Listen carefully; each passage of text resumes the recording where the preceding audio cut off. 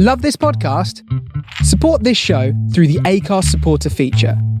It's up to you how much you give, and there's no regular commitment. Just hit the link in the show description to support now. This episode is brought to you by Progressive Insurance. Do you ever think about switching insurance companies to see if you could save some cash? Progressive makes it easy to see if you could save when you bundle your home and auto policies. Try it at Progressive.com. Progressive Casualty Insurance Company and Affiliates. Potential savings will vary, not available in all states. Explaining football to the friend who's just there for the nachos? Hard. Tailgating from home like a pro with snacks and drinks everyone will love? An easy win.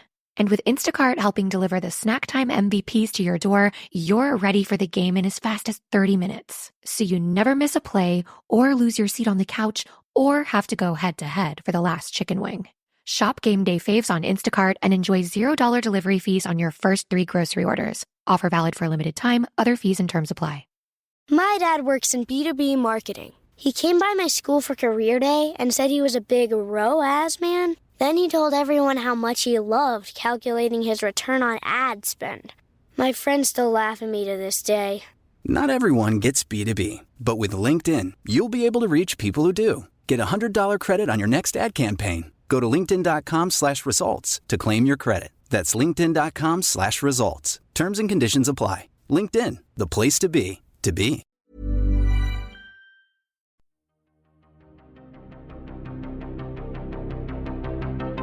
This is Writers on Film, the only podcast dedicated to books on cinema.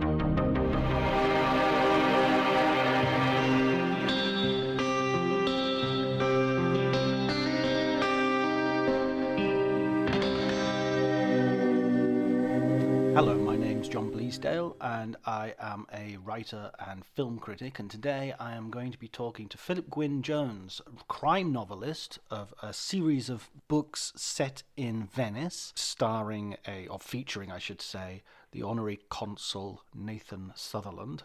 They're all super books and well recommended, but the reason I'm talking to him is that he's also a passionate lover of vintage horror cinema, from British Hammer all the way through to Italian gialli. So we're going to be talking about that. We're going to be doing something slightly different as well. At the end of the episode, I've also added some of my sort of roving reporting, if you'd like. I had an opportunity to go to the film festival in Tromsø in Norway, and while I was there, I asked a couple of people for their recommended film books, and I recorded their responses, so I'll introduce each one, and you'll be able to enjoy those at the end of the episode. One final thing, I made a slight mistake during the conversation, and I just wanted to point it out to you because I think it's funny, and I don't want you to miss it. I was referring to Alien, and I wanted to say Tom Skerritt, but I've got something like, there's such a thing as face blindness. I think I've got name blindness. I really struggle remembering and pronouncing names correctly, and I often get them mixed up. So that's all to say, I did, or I'm stupid. That's the other possible solution. So I didn't say Tom Skerritt, I said Tom Selleck, which there's a missed opportunity there, I think. Anyway, if you enjoyed the episode, please remember to like and to share as far and wide as possible. You can follow me on Twitter at DrJonty, DRJONTY. But before you do any of that, please enjoy the conversation.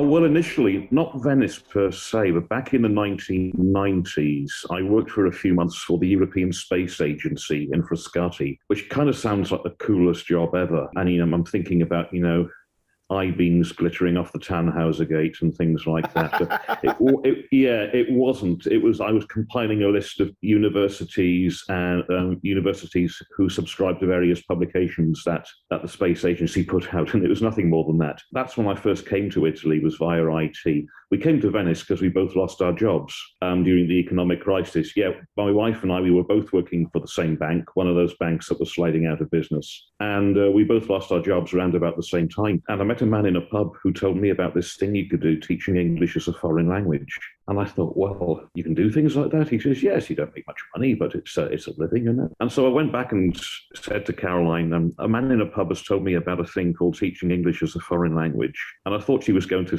say, oh, yeah, put more water in it next time or something. But she actually said, no, we could do this. We could do this, and we did, and that was 10 years ago now, and that's around about the time that I started writing, I suppose. Right. So, and that's when you moved to Venice as well, like 10 years ago, right?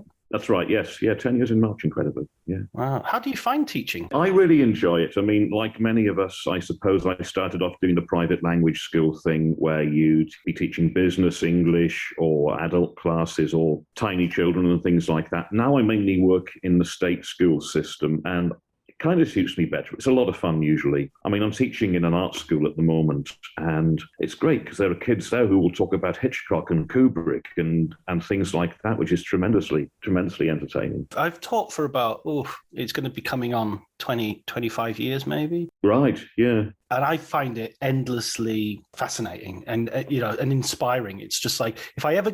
Yeah, definitely. And I think, I'll just get by on adrenaline. It feels creative. You have to think on your feet. You have to improvise at times. And it's everything the computer programming it was not, basically. So.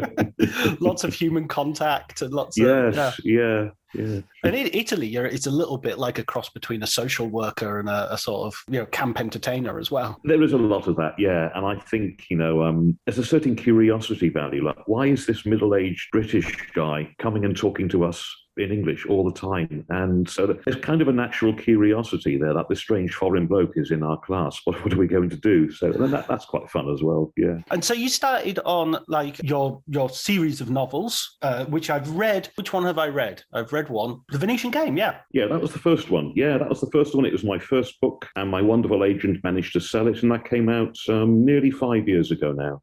And where the sixth book in the series comes out in July, which is The Angels of Venice. Got a contract for a further 2, so it's taken off in a way that I couldn't really have imagined, and possibly my publisher couldn't have imagined either. What was the sort of inspiration for you writing those books? Really, I mean, when I was teaching mainly adult students at the time, one of my students was the honorary consul for Thailand, and every lesson, I'd arrive with a lesson plan, and he'd say, no, Philip, we can't do that today. I've got a problem with somebody's lost their passport, or maybe they've been in trouble with the police. And I thought, wow, what a job this would be. If you were writing a thriller series, you wouldn't have to make, your protagonist a cop or a private detective. Somebody in a job like this, people would be coming to him with problems all the time, and that seemed like kind of interesting. Yeah. And the other inspiration was going on a visit to, I think it was the Banco Popolare in Campo San Luca, where they have an archive, various precious maps, books, artworks, etc. And I remember the archivist taking down this tiny little prayer book, which was supposedly illustrated by Bellini. And he told us about how he brought it back from Budapest in his jacket pocket next to his heart. And it just got me thinking about something so tiny, which could be so valuable, that could just be slipped into a pocket. So just the city itself, really, walking around it is just an inspiration. I think one of the things I really enjoyed about reading the book was because I know Venice very well, I was a little bit cautious when I was reading it, in the sense that I've just come back from, okay, this is slightly tangential, but it does come back. I've just come back from Norway, and I had a great time there. And I would say, I'm really pleased, because I was really worried that I'd been, Nordic noired to death at some point. Yeah. There'd be some sort of, and they were like, no, but there's no crime here. There's literally no crime here. And I was so relieved when I was reading your book that at one point you say, there's no crime in Venice. It's just not that. You didn't sort of invent this ultra criminal sort of world, Exactly. You have to do it. I mean, Colin Dexter did it with Oxford, another city where there isn't really much violent crime. I mean, I've been in Venice for 10 years. I think there was one murder about 5 years ago, 2 guys had a fight or something like that. But, it's a remarkably safe city to walk around. But I do remember getting lost one night, walking home, and just walking down this narrow calle, and then realizing it just ended in a blank wall, and thinking, what would I do if I turned around and I saw that little red figure following me? And so it's an incredibly safe city, but there are times where you just think, gosh, what if I hear footsteps behind me or something like that. Did you know much about the city before you came in terms of like your cinematic imagination? I mean, obviously Don't Look Now, you've just referred to there, is probably the best known of those portraits. Yeah, probably Don't Look Now is the only one I've seen. In recent years, I've discovered there's quite an interesting little subgenre of Italian horror set in Venice. There's a very good one called Chi l'ha vista morire, Who Saw Her Die, which is quite an effective little film. Solamente Nero, which came out a year after Profondo Rosso came out, hence the title. Another quite an atmospheric little film. And there's a wonderful, mad little film made back in the 60s called The Monster of Venice, also known as The Embalmer, where a man dressed as a monk has a subterranean base where he abducts his victims. And if you ever want to see a man in a scuba diving costume, dressed as a monk, chasing a man through St. Mark's Square, I mean, there really is no better film to start with. And there's no other film to start with. There possibly isn't, it possibly isn't. Yeah, I mean, there's a reason why, maybe the makers of the film failed to understand that it shouldn't be difficult to run away from a man in a wetsuit. But Who Saw Her Die, the first one that you mentioned, that's the George Lazenby film, right? George Lazenby, who looks kind of unrecognizable in it. He took it very seriously, didn't he? He's really kind of acting in it. Yeah, he's pretty good, actually. Yeah, yeah. I mean, he'd lost a lot of weight after Bond. He looks very gaunt, very 70s, but he's really good in it. Yeah, he gives a proper performance in it. Maybe a little bit better than the film itself deserves, but well, maybe so. Yes. I'm always surprised that there aren't more films filmed in Venice, because it just seems like you get such a bang for your buck in terms of. You do, yeah. I mean, I can only assume.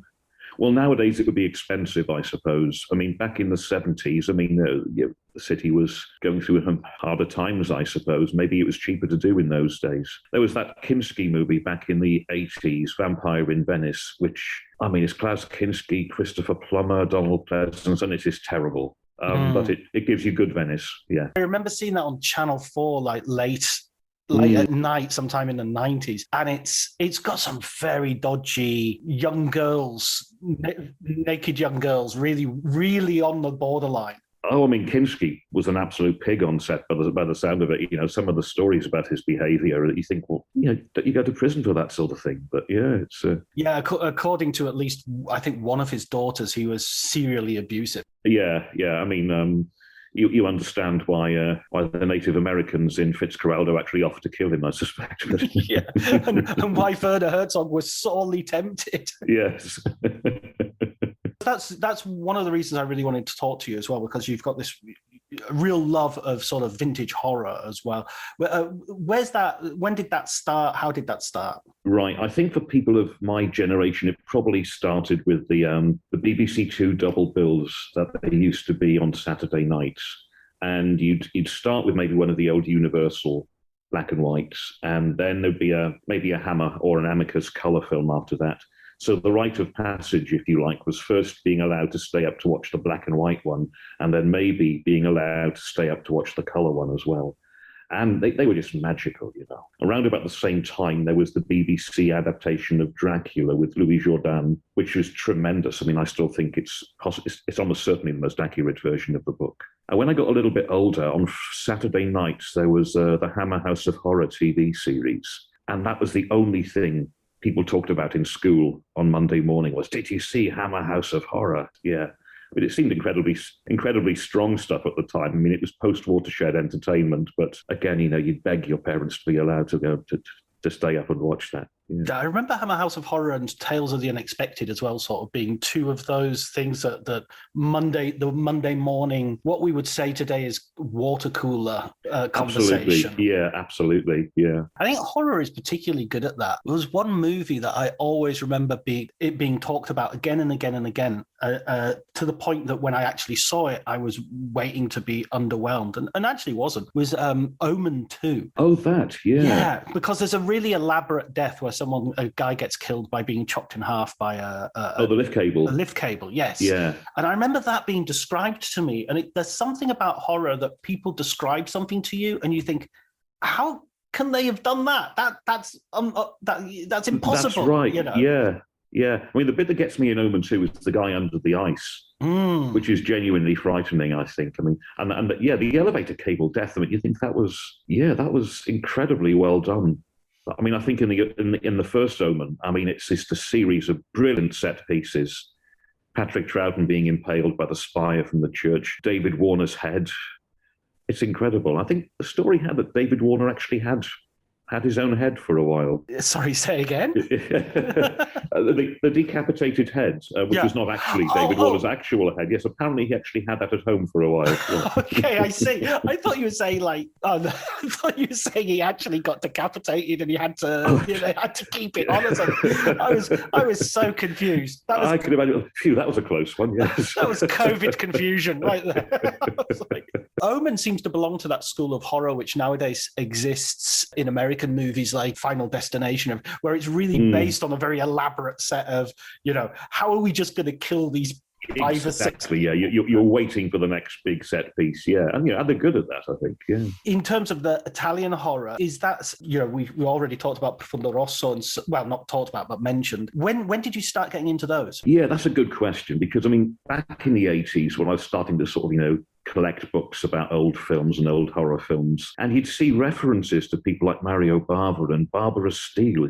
Who is Barbara Steele? She's been in all these Italian films. You never got to see any of them because they were never on British telly. I think maybe Bava's Black Sunday was on once, and I think I saw The Cat of Nine Tails, Argento's second film, on TV, but most of this stuff was just not turning up on British television until maybe the last 20 years. But then when streaming services and YouTube and that started hosting this stuff, I realized there was this absolutely amazing genre of Italian horror cinema, which, I mean, some of it is just stupendous, I think. And that's when I got very heavily into Mario Bava and Argento and, maybe a bit of Lucio Fulci, and the whole giallo subgenre is fascinating. But it took a long while to find this stuff because it wasn't easily available. And, I was living in Swansea and living in Tenby at the time. And, Mario Bava was not well thought of in Swansea at that time. So we've got a future guest coming on the podcast to talk about his biography of Bava, which I think is due out in March. So that's something for us to look forward. It's a guy called Leon Hunt. Right. I think I might have heard of this. Yes. Yeah, looking forward to that. Yeah, he's already sent me it to read, but the publication date is a little ahead. Oh, lucky you. Yeah, well, it's one of the benefits, to tell you the truth, of doing podcasts. I'm getting lots and lots of people sending me stuff, which is great. Keep it coming, guys. What was your entry gate drug to Italian horror then? What was the sort of film that you've heard about it and you've read about it, and what was the one that you watched that went, whoa, this is on my wavelength? Yeah, it was most certainly Mario Bava's Black Sunday. Right. Which is kind of atypical because we do associate Bava with these extraordinary colours and things like that. It's the only movie he made with Barbara Steele. People tend to think she made a whole series of films with him, but actually it's the only one with Bava. And I was just struck by how beautiful it looked. You could clip images from it and stick them on your wall, and they look absolutely gorgeous. And Steele looks amazing in it, with those cheekbones and those big eyes. And it's pretty gruesome in parts as well. I mean, you're not staking people through the heart. No, you're going to stake them through the eye, because that's even more gruesome, isn't it? And then after that, probably discovering Argento, probably with Cat of Nine Tails, which isn't his strongest film of that period, but then seeing Suspiria and just being blown away by the use of colour and the fact that, does the plot make sense? Well, it kind of does, but it took me quite a long time to work out what it was. But it was just something to get completely lost in. It was a movie you could get utterly, completely lost in, this mad, nightmarish fairy tale world. It's like, a bad dream of a film, and I mean that in a good way. I was watching it just the other day for its 45th anniversary, and it still has an impact on me, from the very opening in the airport and the opening tinkling chords of that score by Goblin, and it still has a great impact on me. Dario Argento, for me, was one of those filmmakers, much more so than Bava, but he was one of those filmmakers who I kind of had to learn to like, if you know what I mean. I had to sort of work out what he was doing before I got into it. And I think it was very much related to that idea that you just said of the sort of dreamlike quality, that if you approach it on a sort of like, cold light of day logic, then you can be quite resistant to it, I think. Or at least I was. I mean, I'm talking about myself really here. But then when I watched Suspiria, so I watched Profondo Rosso, And actually, I was sort of sent it to review. Somebody said, review this for a internet site called Electric Sheep. And so I sat down to watch it, and I thought, well, it's kind of ugly and it's kind of nasty and it's sadistic, and I found it difficult to sort of find anything redeeming about it. And then I watched Suspiria, and then I went back and watched it and went, okay, now I get it. Now I'm not. It took me a while to get into Profondo Rosso. I love it now. I mean, I think it's a romantic comedy with murders in. I genuinely think that relationship between David Hemmings and Daria Nicolodi, I think it's utterly charming. And I think I could imagine William Powell and Myrna Loy doing it sort of 30 years or 40 years previously, only with, fewer horrible axe murders and things like that. Women getting boiled to death. Oh yeah, that's horrible, isn't it? Yeah, that's the worst part, possibly. Yeah, Inferno as well has that same dream logic as Suspiria. Again, I've watched it and thought, I don't know if this makes sense, but just as a series of images, as pure cinema, it's extraordinary. Bava, he sort of, he makes amazing horror movies, but he sort of also makes really good sort of science fiction film, and he makes a later film, which is a sort of giallo in the sense of a police film, really, more a sort of kidnapping. What's it called? Is it called Stray? Cani Arrabbiati? Yeah, exactly. Yeah. I'm not sure what the English title is. Angry Dogs. I don't know. Yeah, I suppose it would be, but rabid dogs, maybe. Yeah, so many of these are different titles, don't they? Yes, I mean, Bay of Blood, for example, which is basically Friday the 13th. It's known as Chain Reaction or the twitch of the death nerve and such like. Yeah. Well, I was going to say Black Sunday, I think, is Black Sabbath and Mask of the Demon, isn't it? Or are those different films? Because I know. Black Sunday is the Mask of the Demon, right? La Maschera del Demonio. Black Sabbath is Trilogy of Terror. I think in Italian, yeah. Right. So of those sort of, so you've got Argento and you've got Bava and Fulci as well. I like some of Fulci's films. I think, and I don't want to. I know Fulci has a legion of dedicated fans out there. I think he was a lesser talent than Bava and Argento. Sometimes I just think this is too much. This is crazy. This is nuts. And sometimes it works really well. There's the Beyond, I think, is it E tu vivrai nel terrore, or the Al di là in Italian. There's some wonderful images in it. It's utterly grotesque at times, but possibly in a good way. His zombie film, of course, is kind of iconic. But there's also an awful lot of horrible stuff in there, like the New York Ripper is just...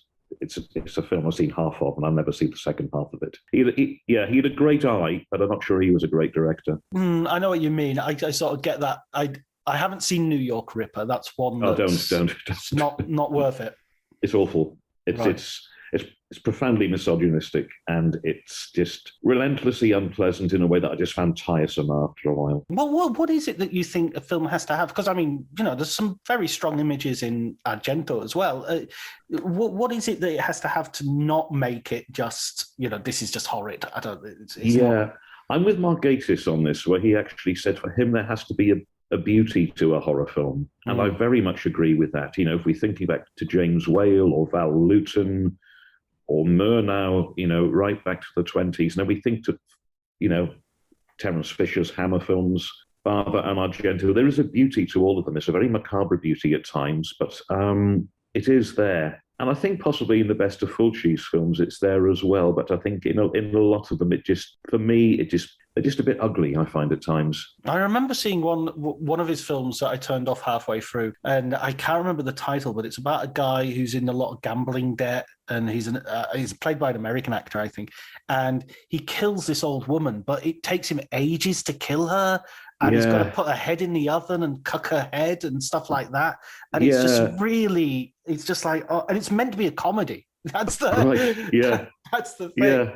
I mean, there's a scene in the house by the cemetery where this guy's attacked by a vampire bat, which latches onto his hand, and he's stabbing at it again and again and again with a pair of scissors. And I'm just thinking, well, bats are never the easiest creatures to show successfully on screen anyway, but he's flailing around with this bat and stabbing at it and stabbing at it. And how long is this bat going to take to die, and what is going to be left of the guy's hand by the time he finishes with it? But as you say, logic and sense. I mean, it's a little bit like the spaghetti westerns as well. It's that sort of heightened, dramatic. It doesn't belong to the world of realism, put it that way. No, it's like, I mean, there's a reason why, Argento made 2 films set in the world of the opera. It's this very operatic sort of level of violence, yeah. I mean, just going back to something you said about the Mark Gatiss quote about something of beauty, I was thinking, yeah, in terms of like the recent craze for folk horror, dating back to The Wicker Man, which seems to have become like a seminal film. I rewatched The Wicker Man recently, and it's that's a beautiful film. I mean, that looks gorgeous. It's tremendously well done. It looks amazing,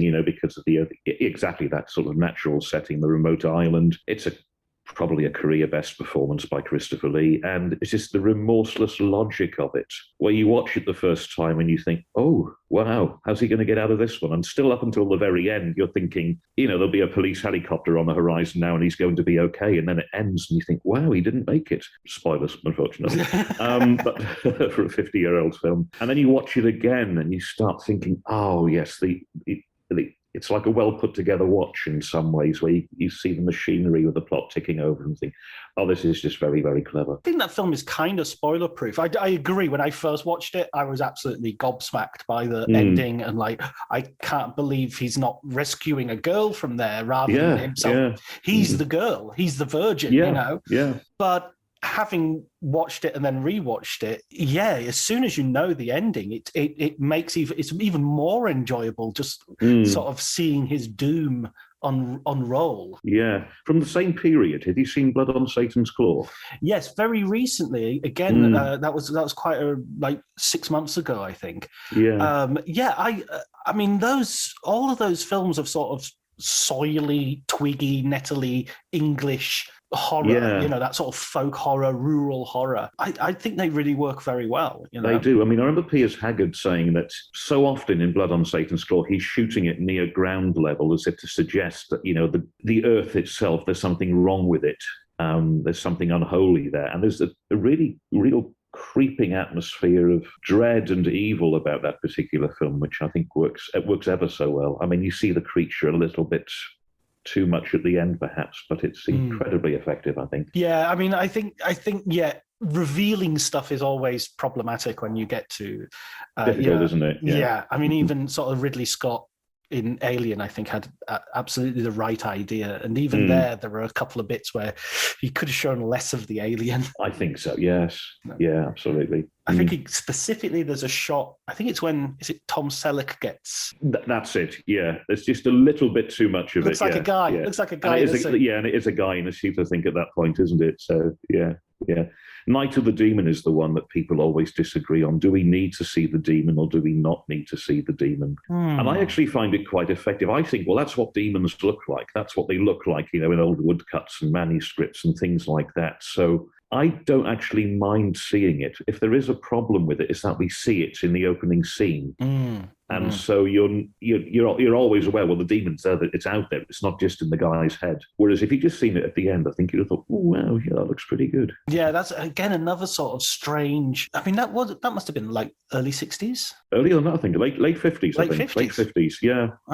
That's a strong film for its time as well. Oh, it is, yeah. I mean, it's wonderful. And it's, Jacques Tourneur, it's wonderfully well made. When you were talking earlier as well about the classic sort of Universals, when you'd have those double bills and you'd have a Universal horror, I got the box set of the Monsters collection, the Frankenstein and Bride of Frankenstein and everything. I love those films, but I'm never scared. There's that sort of thing. No. It's like a Christmas card version of horror where everything is there for the atmosphere, but I'm sort of watching them going... Yeah, and likewise, to be honest, I think some of them are wonderful, but they don't scare me anymore. I do remember seeing the first one I ever saw was the Karloff version of The Mummy, directed by Karl Freund, and I would probably have been about 10, but there was one image in that which did scare me, and it wasn't the Mummy awakening, it's just Karloff after he's basically, unwrapped himself, if you like, and there's this very effective makeup job on him.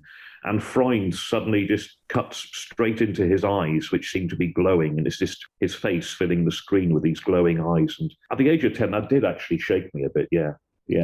But sadly now, I mean, I almost wish they could have the same effect as they might have had on me when I was a small boy, and sadly they don't. But I mean, I wonder at the time if they were, because of course they're being made under different, I don't know if the production code probably hadn't come in quite yet, but certainly a certain sense of restraint, let's say. So I'm not even sure if they're necessarily sort of intending to be much more than chilling. Yeah, I mean, it was famously the Black Cat caused a bit of a stir.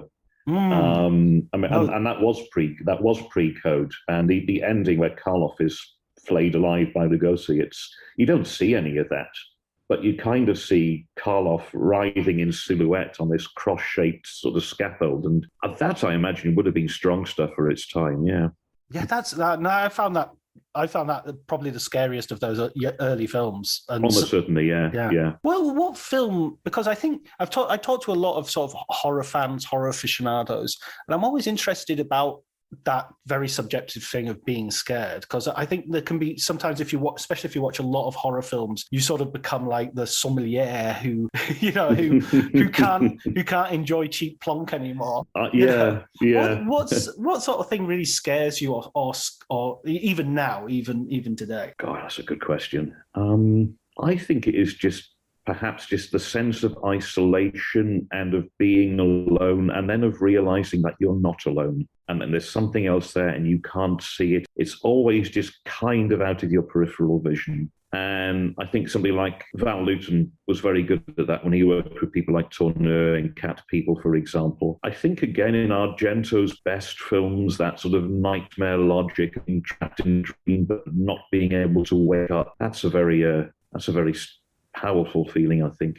And I think a lot of that 70s satanic horror, a lot of that made a big impression on me at the time. The First Omen, for example, The Exorcist, I still think there's an enormous power to that film in many ways. But really, I think it's, and I'll go back to Night of the Demon here, where Peggy Cummins reads a bit from The Rime of the Ancient Mariner, like one that on a lonesome road doth walk in fear and dread. And I think the best bit is what follows, and having once turned round looks back and turns no more his head.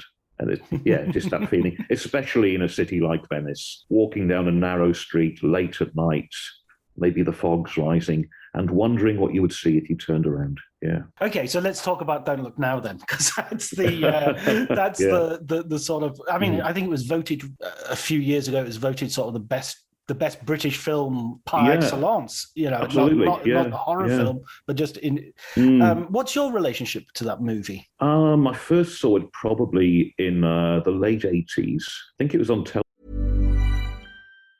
Explaining football to the friend who's just there for the nachos? Hard. Tailgating from home like a pro with snacks and drinks everyone will love? An easy win. And with Instacart helping deliver the snack time MVPs to your door, you're ready for the game in as fast as 30 minutes. So you never miss a play or lose your seat on the couch or have to go head-to-head for the last chicken wing. Shop Game Day Faves on Instacart and enjoy $0 delivery fees on your first 3 grocery orders. Offer valid for a limited time. Other fees and terms apply. Ryan Reynolds here for, I guess, my 100th Mint commercial. No, don't. I mean, honestly, when I started this, I thought I only have to do like 4 of these. I mean, it's unlimited premium wireless for $15 a month. How are there still people paying 2 or 3 times that much? I'm sorry, I shouldn't be victim blaming here. Give it a try at mintmobile.com/switch. Whenever you're ready. $45 upfront payment equivalent to $15 per month. New customers on first 3-month plan only. Taxes and fees extra. Speed slower above 40 gigabytes. See details. Television, probably watching it with my parents. Then it got to that scene between Donald Sutherland and Julie Christie, and I thought, no, please make it stop. Please make it stop. My mum probably said, well, go make a cup of tea if anyone else. It's funny how that scene goes on much longer when you're watching it with your mum compared to if you're watching it on your own. It never ends. And so I didn't really get it. I think I was too young to actually understand that, I was just waiting for sort of, people walking along spooky streets and spooky red figures jumping out at them. I think I was too young to really appreciate it. What is the horror in it? I mean, it's the horror is the expression on Donald Sutherland's face as he pulls his little girl out of the pond. I mean, it's awful to watch, I mean, it's so brilliantly performed, and the look of absolute anguish and horror on his face is extraordinary. And then you start to notice other little things like the motif of red that goes through the film, the figure in church on that still that Sutherland is looking at in the very opening scene, the way Rogue kind of uses that, because the colours are all kind of muted apart from the reds throughout. And I think the more I've seen it, the more I've really started to appreciate it. There was a restored version shown in Venice a couple of years ago, it must have been during 2020 it would have been, because we'd emerged from lockdown, but they were showing it outdoors and everybody had to distance. And of course, it was the one night in about 3 months where it hammered it down with rain. But seeing it on a decent version on a big screen, and I thought, this is wonderfully well done. There's a real emotional heart to it. It's tragic. It really is. I mean, it's and again, the logic the way it unveils itself, where you think, no, it's about Sutherland. It's not about Christie. Yeah, it's about his journey. Yeah. It's tremendous. Again, it doesn't really scare me. Maybe I've seen it too often now. Yeah, no, it's difficult to say if I'm scared of it now, but it certainly creeps me out, and that ending is incredibly freaky. Yeah, you still have to brace yourself for that, I think. Yeah, but the fact that you can brace yourself is a little bit of a relief, I guess. I'm. It's definitely up there for me. I think my first time I ever saw it was when Alex Cox showed it on Moviedrome. Oh right, yeah. As with many great films. He showed The Wicker Man. I think it was the very first one, in fact, wasn't it? Yeah. Could well have been. I mean, I actually went on the internet a few months ago and sort of got the list of Moviedrome films so I could get any that I'd missed, and I was looking through them going, no, I watched all of these. Yeah. Oh, it was tremendous, wasn't it? Electric Glide in Blue. Yeah. Tons of them. That really early Willem Dafoe film where he's in a motorcycle gang. Oh, what's the title of that? Irredeemable or something. Yeah, it's some adjective about how bad they are. Yeah, no, I mean, the other thing I think about Don't Look Now is I think you could give it to any sort of film class to teach movies, because I just think it's technically so... He's such a great storyteller from a cinematic point of view. He's telling the story via editing and via color. Absolutely. It's kind of like a masterclass in that, isn't it? To go back as well to your own writing and your own sort of setting stuff in Venice, he definitely shows a Venice which is not the postcard. It's not St. Mark's Square. You know, I think the first thing you hear Donald Sutherland say when the film transitions out of the prologue from England is "È tutto marcio." It's all rotten. It is, and actually, Venice in the films of that period, it doesn't look lovely. It always looks broken down and dirty and crumbling away. The ones I mentioned earlier, again, and Chi l'ha vista morire, there's a set in the Molino Stucchi, which is now a posh hotel. And at the time, it was just a wreck. You know, it was overgrown. It was an overgrown mill. But the city looks grimy. Yeah, it's not a lovely place at all.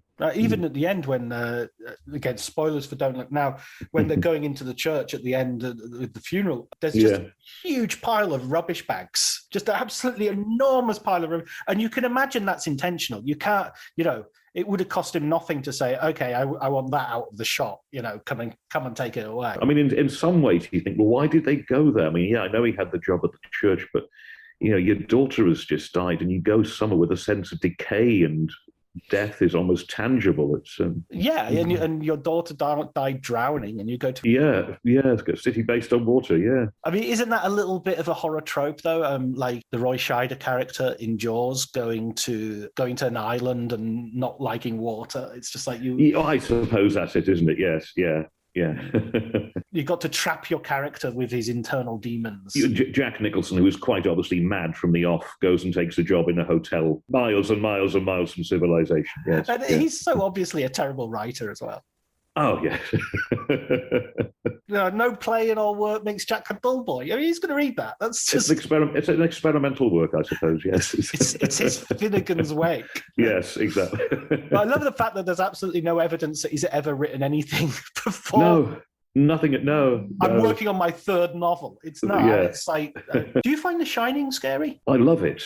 I think it's immensely powerful and it's wonderful to look at. And I could just watch it over and over again. I don't know if I find it scary. Maybe I did the first time, actually wondering what was going on. the old woman in the bathtub, the blood or whatever it is pouring out of the lift shafts, the spooky kids. Yeah, the first time I probably did. I saw it re-released about 2 years ago again, and I just thought, I love this. I think this is great, but it's not really scaring me anymore. Oh, this is all rather sad, isn't it? I've not got to that point. I mean, with The Shining, I never found it particularly scary, and then I watched it on the big screen. I'm very fortunate to see it at Cannes when they did the sort of special screening, and they had Stanley Kubrick's daughter came, and it was amazing. Cuarón, Alfonso Cuarón. The Mexican director of Gravity and Children of Men, and I found that sitting and watching it in a big screen with a room full of people was actually the most frightening I'd ever experienced it. It just just because of the soundtrack and the size of the images and the way you were in that maze and you're in that hotel, and rather than being claustrophobic, which Kubrick does one of those counterintuitive things of he makes the hotel massive. So you're not claustrophobic, you're agoraphobic. It's actually too big for you. Everybody's dwarfed in it. Absolutely. The little boy on his trike is just as tiny as the adult. One other Italian director I'd like to ask you about is Ruggero Deodati. What's your take on his work? Whoa, I honestly haven't seen very much. I haven't seen, is it Cannibal Holocaust is the biggie, isn't it? Yeah, I genuinely haven't seen that. It's one of those films where I think, would I actually watch this? I mean, it's the fact that, the real life cruelty to animals and stuff is, I'd have issues with that, I suspect. So I actually haven't seen anything by him. Yeah. I think I remember the one of the DVD releases that they did, they actually did have options. Do you want the animal cruelty version? Yeah. Oh yes, also that's a weird thing, isn't it? Yes, yeah. Yeah. What sort of monster would you have to be to say, yeah, I'm going to watch that? Yes. So I haven't actually seen it. Have you? Oh yeah, I've seen Cannibal Holocaust, and it's not a film I would recommend, but it is extremely effective. I mean, not a film I would recommend just simply because I wouldn't want to be responsible for someone sort of being upset, because it is gruesome, and it just has a gruesomeness all the way through it. It's sort of drenched in ickiness and snuff film vibes. And in fact, Deodati had a huge court case in Milan where he was accused of having murdered people, partly because of the publicity, because to do the advertising, they didn't get any of the actors to do interviews because they wanted it to be like they disappeared, Blair Witch style, because it's a found footage film. Yeah. And some people said, okay, this is a snuff film, and the prosecutor in Milan, and he had to show how he'd made certain shots. I think there was a similar case with Fulci. Was it after Lizard in a Woman's Skin, which actually is a really good film, and there were some dismembered dogs in it or such like. And again, they had to get the special effects guy to demonstrate that these were not actual dogs who were harmed during filming. But yeah, I mean, sometimes I wonder if there's also a little bit of the publicity guy behind the scenes. Almost certainly, yeah. This will really boost the film if we have a couple of thousand euros in lawyers, and then we got millions worth of publicity. There's probably some people listening to this who haven't seen any Italian horror at all. What would you recommend they sort of start with? I would say it depends very much on your tastes. If you do have a taste for the Gothic, then either Barber's Black Sunday or Black Sabbath. They're both wonderful. If for the more crime-related elements, Argento's first, The Bird with the Crystal Plumage, it works as a brilliant crime thriller, like a Hitchcockian thriller, as well as it works as a horror film. Tenebrae is fascinating. It's ever so well made. His use of colour in that, or use of the lack of colour in that. And my goodness me, Tenebrae never gets boring. There's a murder about every 10 minutes, and it's just the inventiveness, It's like you're thinking, how many ways can I think of to kill somebody spectacularly and operatically? The razor blade murder, where you see the blade going through the light bulb. I mean, I just watched and rewatched that and just thought, this is just so well done. This is ever so clever. So I'd say if you like the Gothic, go back to Barber's Black Sunday or Black Sabbath or, oh my goodness me, Kill Baby Kill, which is a terrible title for a wonderful film. It's called Operazione Paura in Italian. It sounds like a spy film. It's not. It's a high Gothic piece. Fellini might have been influenced by it when he shot his segment of Spirits of the Dead. But that's a beautiful, beautiful looking film. And if, of course, if gore is your thing, well, Fulci is never, ever going to let you down on that score. His zombie film is iconic. I've still never worked out, how did he do the shark scene in Zombie, where you have a zombie fighting a shark, and that's a real shark, surely. How did he do that? It's got to have like sort of chainmail underneath or something and be a shark guy. But the shark guy, I mean, this guy's an extra. He's probably only getting a couple of bob a day. And it's like, what's my role in this? What's my motivation? Well, you're fighting a tiger shark. Okay, so where's the stunt shark? Well, we don't actually have one of those. But this one will be fine. Yeah. I'm just going to sick a shark on you. Crazy guy. My interesting shark fact is the guy who invented the snow in It's a Wonderful Life was eaten by a shark filming a movie called Shark Attack. Really? Yeah. Right. Same Wow. special effects guy. Yeah. Wow. If I was telling you this a year ago, I would remember his name as well, but I can't remember it now. It's probably quite easy to Google. There can't be many people who have invented that. Yeah. Have you never been tempted to, or have you sort of bled this into your own fiction writing, or have you ever thought, I'd really love to do a pure sort of horror Gothic? In all honesty, I don't know if the sort of horror that I like reading, I don't know if there's much of a market for that these days. The sort of the M.R. Jamesy and Arthur Machen style of horror. I don't know how much of a market there is for that these days. And I honestly don't know if I've got it in me to write like that. My fourth crime novel, Venetian Gothic, I suppose, is the closest I've come to that. And I'm, playing around with finding empty graves on the cemetery island and setting scenes on the ossuary island of Sant'Ariana and things like that. And that's probably the closest I've got to it. I do put a couple of in-jokes into every book in terms of character names and things like that. And if people spot them, that's nice. I mean, there's an investigative reporter in one of my books called Gianni Brezzi, who is named after Gianna Brezzi, which was Daria Nicolodi's character in Profondo Rosso. And she just died, so I thought, so I changed the name as a sort of little tribute and things like that.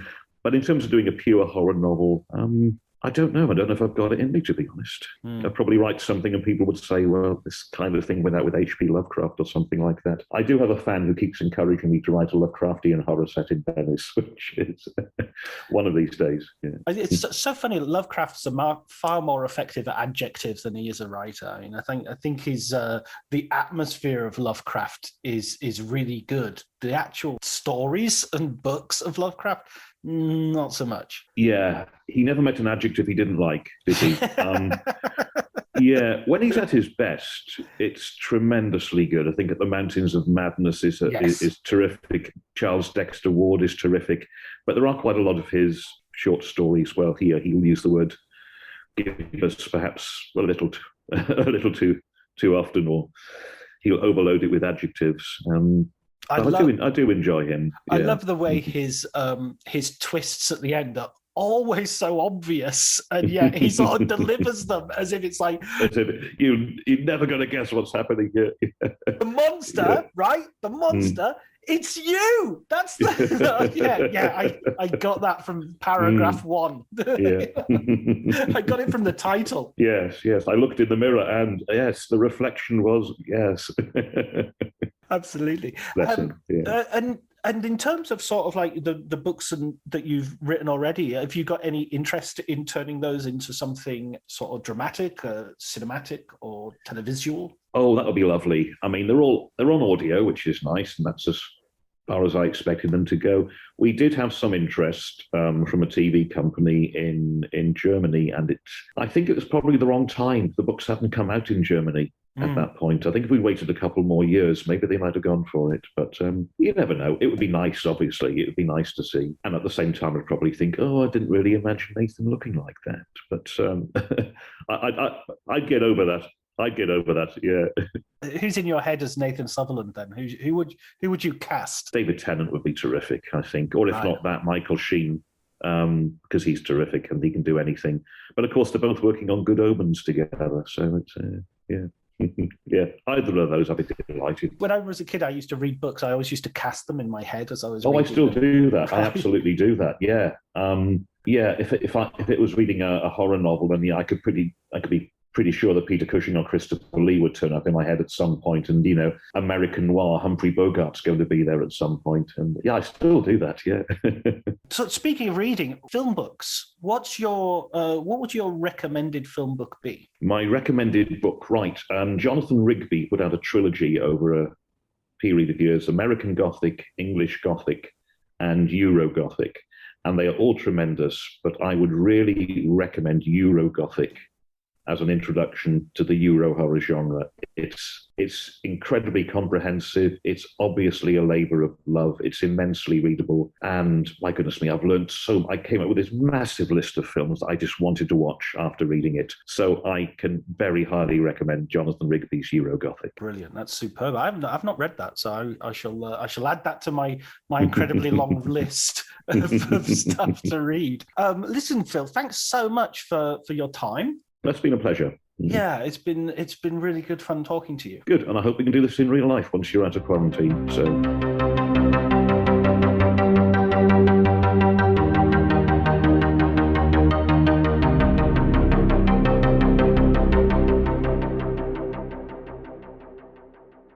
So that was my conversation with Phil. I hope you enjoyed it. I certainly did. There was lots of interesting stuff there.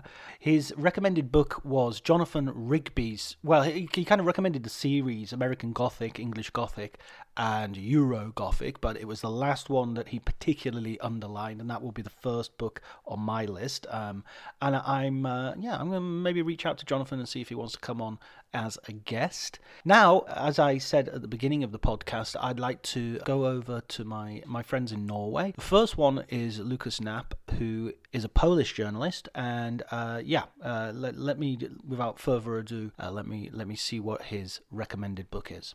Okay, so we're on the road in Norway with Lucas Knapp, who is a Polish writer on film. He's writes widely, and he's also got his own YouTube channel, which is called Knapp on... It's Knapa. Yeah, I mean, it's Knapp is my surname, and Kanapa is couch in Polish, so it's like my Knapp's couch, literally. So yeah.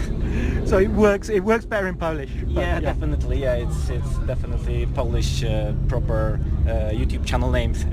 How are you enjoying this is your first trip to Norway as well? I love it so far. I'm used to be South country lover. I just came back from Fuerteventura when I was surfing, and now I'm here, so it's like really mindfuck a little bit. So, but I love it so far. It's white and fresh, and it's really like my eyes are really wide open. Yeah, it's absolutely from one extreme to another. Yeah, no, I love it actually. I love the contrast. And so, have you got a favourite book for us, a book on film? I do actually. One of my first book that I read during my film studies at the University of Derby was David Bordwell's book on Ozu. It's called Ozu and the Poetics of Cinema. And I remember the book, actually it was, I didn't know any film about Ozu's films when I read the book. So before I watched my first Ozu's film, I read actually book, and wow, the book is, I think it's like exemplary book on the film author. David Bordwell's style of writing is very clear, very exact, very precise, and I love how he actually presents like the author's work. I mean, you don't get to learn much about Ozu himself, but get to know everything about his style, and actually he puts his films in the variety of contexts. Context of Japanese culture, context of international distribution, Japanese culture as well, and love it. I mean, it's very refreshing book. And you quite like you like a lot of Bordwell's other work as well, right? Yeah, of course. I mean, you have like his classic book about film style. So yeah, David Bordwell's an amazing author. I'd love to actually hear you talking with David Bordwell. I'm sure he would agree. Yeah. Okay, that'd be great. Yeah, I think that's a good suggestion for the future. Thanks so much. Thank you so much. Okay, I also had the opportunity to meet up once more with friend of the podcast, Kaleem Aftab, and we talked about recommended books. Okay, Kaleem Aftab. We're in Norway. We're on the road going south from Tromsø. Can you just tell us? No, we're going south. Are we going south? Yeah. Oh, you did better research. That's where the fjord is. Just tell us for a second what you can see out the window. I can see, I guess it's a fjord with water, but it's so misty it's hard to see. There is some beautiful trees which are straight out of your favorite noir Scandi TV series. They look perfectly leafless and twig friendly. I don't know what they are actually, but they're very tall and skinny, good for this weather. And then a lot of snow, and it's snowing heavily. Brilliant. And I'm just going to ask you about your favourite film books. Of course, you've been on the podcast before, so we won't ask you for those recommendations, but I think you've got 2 film books you want to tell us about. I really like this book on filmmaking by Alexander McKendrick, who made one of my favourite films of all time, Sweet Smell of Success. For me, if you're a movie director or you want to know about how to make a film in a very classical fashion, this is the Bible. He really goes through all the shots, tells you some of the terms that directors will use, tells you about composition, wide, mid, close-ups, when he thinks you should use them. Obviously he worked at a time where handheld was not really in fashion, so it's very classical in many ways, but it's the basics, and I think it's a bit like Picasso. He knew how to draw pictures amazingly that were still lifes and replicas of landscapes. But when he really, so you need to know those basics before you can really play about with them. Okay, brilliant. And I'm actually thinking of doing an episode with Paul Cronin just entirely on that book, because I think he's working on it. He's working on several books about Alexander McKendrick at the moment. And your second book? I mean, I have a few books actually, which is not just to say. It's interesting you mention Paul Cronin, because his Herzog on Herzog is probably the best interview book I've ever read. The anecdotes from Herzog are great. The research that Cronin has clearly done and the effort he's put in to ask the right questions is exemplary. And he's an all-round nice guy, so that all works, so that's great. I've mentioned on the podcast a semi-biography, autobiography, something like a biography, by Akira Kurosawa, which is something like a biography, which is interesting because it doesn't really deal with his career, but it's about the things in his personal life that really pushed him in the direction to make the kind of films that he did.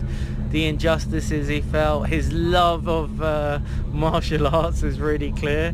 He talks about wanting to go and work with his teacher. He also had a father who was very disciplinarian, but it's written in that, Japanese style of like Murakami, which is full of melancholy, and the tone really fits Kurosawa. It's a mix of like where the melancholy meets drama in a big way, and I really like it. I think that's a great book. I also, when I was younger, I read A Cinema of Loneliness, And that was an influence on me now, whereas I think now, if I read it again, I might read it again. I think I won't like it so much. Yeah, I've got it on the shelf. This is the book about Arthur Penn and Coppola and those sort of new Hollywood stars. It's like a new Hollywood book, and it's about alienation. But it's alienation, maybe today I will look at it differently, because I seem to recall it's alienation from a very white perspective. And the 70s New Hollywood was from that, and it did create a lot of great underworld characters. But it doesn't really deal with class in the way I would maybe like it to. It deals with great shot making and how you can relay alienation in a really good way. But I think the analysis of characters is quite myopic in many ways. Yeah, it's definitely of its time. When I reread it recently, you do notice those sort of failings if you want to look at it in that way. Okay. One more. Oh, one more. Okay.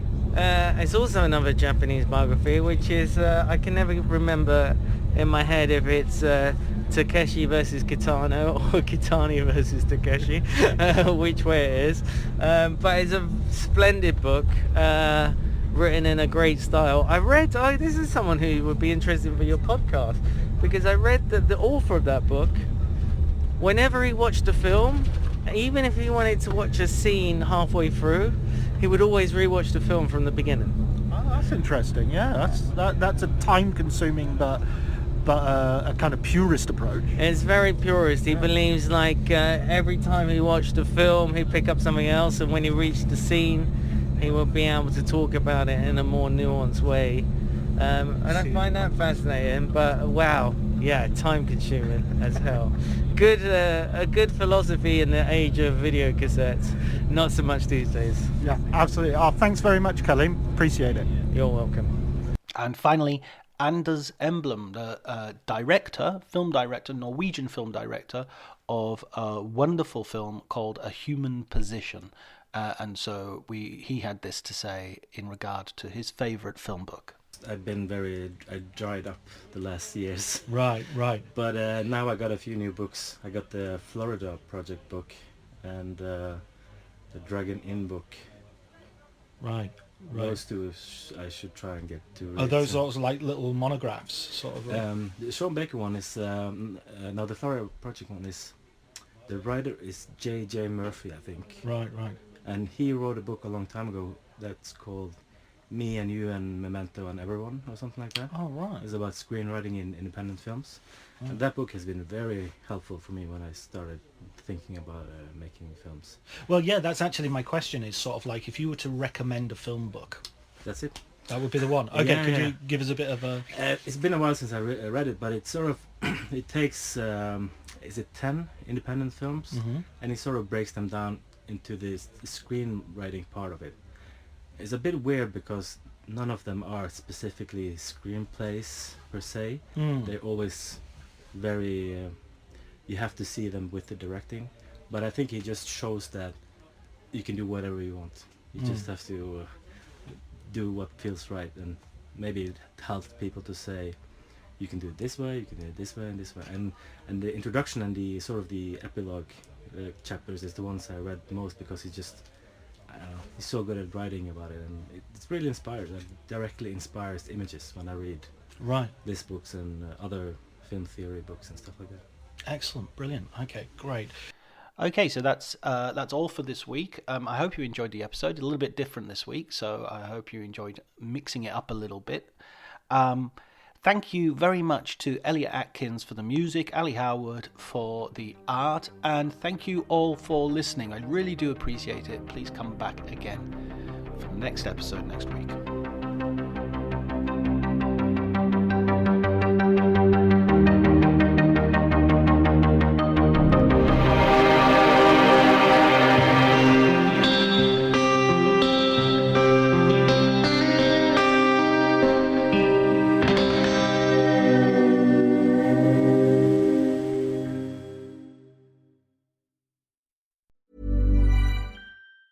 $1-800-Flowers.com knows that a gift is never just a gift. A gift is an expression of everything you feel and helps build more meaningful relationships. 1-800-Flowers takes the pressure off by helping you navigate life's important moments by making it simple to find the perfect gift. From flowers and cookies to cake and chocolate, 1-800-Flowers helps guide you in finding the right gift to say how you feel. To learn more, visit 1-800-Flowers.com/ACAST. That's 1-800-Flowers.com/ACAST. Cue the fireplace and your favorite fall movie. There's nothing better than a cozy evening at home with a glass of First Leaf wine. First Leaf is a personalized wine club that delivers right to your door. Sounds magical, right? They get to know your favorite tasting notes, which varietals you enjoy, and whether you prefer sweet or dry wines. So in every shipment, you get bottles tailored to your unique palate. Go to tryfirstleaf.com/fall to get your first 6 wines for just $44.95 with free shipping. Hey, it's Mark Marin from WTF here to let you know that this podcast is brought to you by Progressive Insurance. And I'm sure the reason you're listening to this podcast right now is because you chose it. Well, choose Progressive's Name Your Price tool, and you could find insurance options that fit your budget, so you can pick the best one for your situation. Who doesn't like choice? Try it at Progressive.com. And now, some legal info. Progressive Casualty Insurance Company and Affiliates. Price and coverage match limited by state law. Not available in all states.